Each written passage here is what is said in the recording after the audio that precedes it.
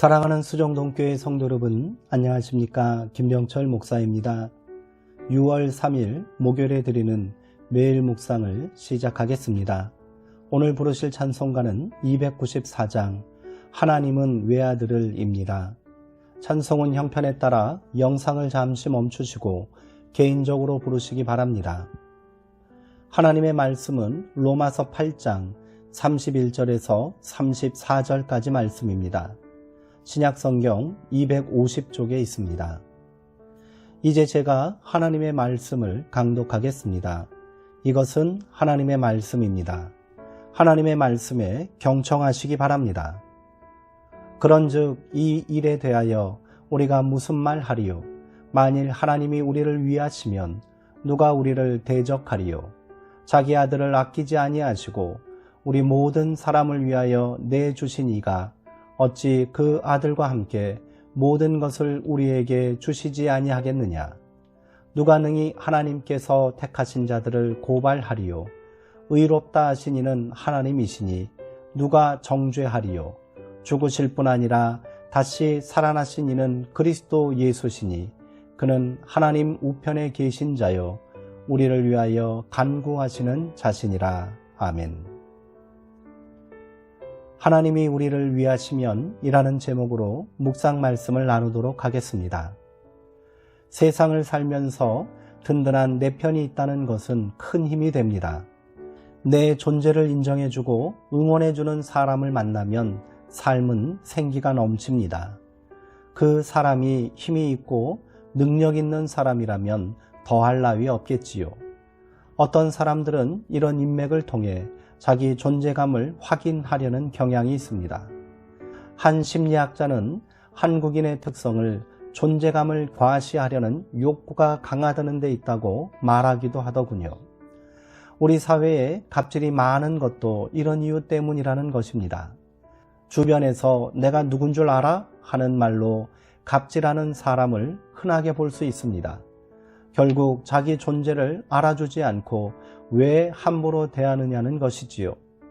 그런데 솔직한 말로 그 사람이 누군 줄 갑질을 당하는 사람이 알 필요가 있나요? 사실 내가 누군 줄 아는 사람은 별로 없습니다. 많은 사람이 알 필요도 없고요. 그런데 왜 우리는 여기에 집착할까요? 갑질까지는 아니더라도 자기 존재감을 인정받지 못할 때 사람들은 힘들어합니다. 지금 대한민국은 심각한 우울증을 겪고 있다고 말하는 것도 이런 이유 때문이 아니겠습니까? 정도의 차이가 있을 뿐 우리 모두는 이런 어려움을 겪고 있습니다. 이런저런 일들로 마음이 무거워지고 그 무게감을 주체할 길 없을 때 마음은 무너지고 맙니다. 당당하게 살고 싶다는 바람은 슬그머니 찾아들고 버티고 견뎌야 할 시간이 우리를 다시 짓누르는 것만 같습니다. 영문을 알 수 없는 공허감이 마음을 압도할 때면 만사가 부질없이 느껴지기도 합니다. 가족도 내 편이 아닌 것만 같고 친구들도 모두 나를 외면하는 것만 같습니다. 언제나 당당하고 씩씩해 보이는 사람도 더러는 이런 영혼의 병을 앓곤 합니다. 다만 그가 겪는 어둠의 시간이 다른 이들에게 드러나지 않았을 뿐입니다. 바울에게도 그런 시간이 있었을까요? 바울은 자기를 지배하고 있는 다른 법에 대해 말한 적이 있습니다. 선을 행하기를 바라지만 번번이 악에 기우는 자기 마음 때문에 그는 절망하고 있습니다. 죄의 법이 확고하게 자기를 사로잡고 있음을 알기에 그는 존재의 의미조차 부정하기에 이릅니다. 오라 나는 곤고한 사람이로다. 이 사망의 몸에서 누가 나를 건져내랴. 나는 아무 가능성도 없는 존재라는 탄식입니다. 아무도 나를 도와줄 사람이 없다는 절망의 외침인 것이지요. 바울은 구원을 갈망했습니다. 그 갈망은 존재의 회복이며 재발견이라 할 수 있습니다. 그리고 영혼의 방황과 인생의 어두운 밤이 지나고 은총의 새벽이 밝아왔을 때 그는 비로소 자신의 생명이 하나님께 속해 있다는 사실을 깨달았습니다. 율법의 행위로는 구원을 받을 수 없고 오직 은총만이 그를 구원할 수 있음을 알았을 때 말할 수 없는 영적 자유가 찾아왔습니다. 이제 넘어지는 것을 두려워할 필요가 없습니다. 아무리 크게 넘어져도 은총 바깥으로 넘어질 수 없음을 알았기 때문입니다. 연약함을 걱정할 이유도 없어졌습니다. 오히려 성령님께서 우리의 연약함을 도우시고 말할 수 없는 탄식으로 우리를 위해 기도하심을 깨달았기 때문입니다. 그래서 바울은 은총의 세계 안에 머물러 있는 한 우리가 겪는 모든 일들이 결국은 선으로 규결된다고 고백합니다. 실패의 쓰라림도 고난의 아픔도 구원이라는 보화를 빚는 데 사용됨을 깨달은 것이지요. 세상에 버릴 것은 아무것도 없습니다. 하나님 앞에 의미 없고 가치 없는 존재란 없습니다. 하나님을 사랑하는 사람들에게는 모든 것이 합력하여 선을 이룰 것이기 때문입니다.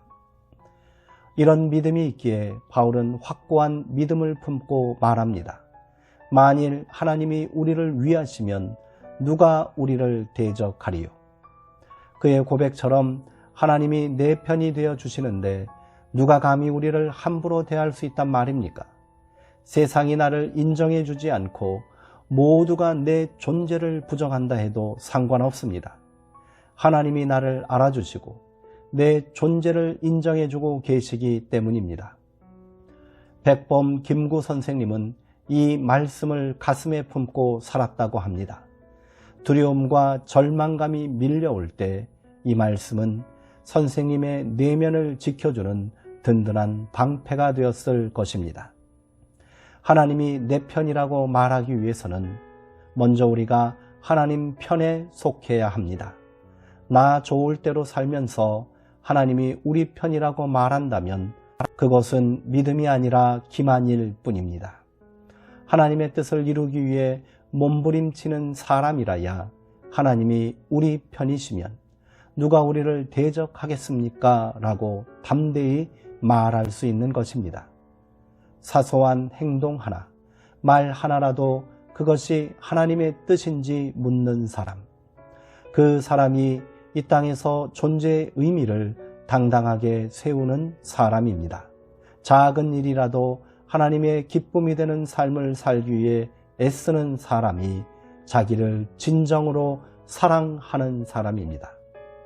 그렇게 내 편이 되어주시기 위해 자기 아들까지도 내어주신 하나님의 사랑에 응답하여 이제 우리가 하나님의 편에 서기를 소망합니다.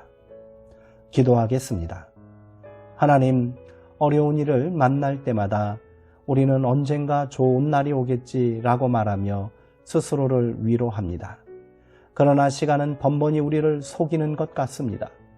한날의 괴로움은 그날 겪는 것으로 족하다지만 괴로움은 다음 날도 우리를 괴롭힙니다.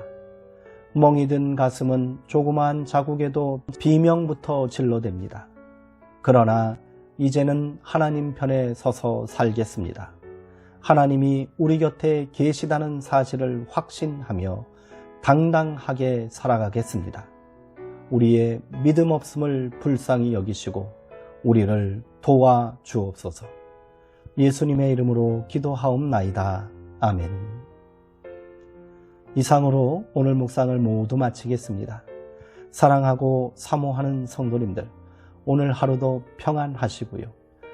하나님이 내 편이 되어 주신다는 믿음으로 이 땅에서 소망을 품고 승리하시며 사시기를 주님의 이름으로 축원드립니다.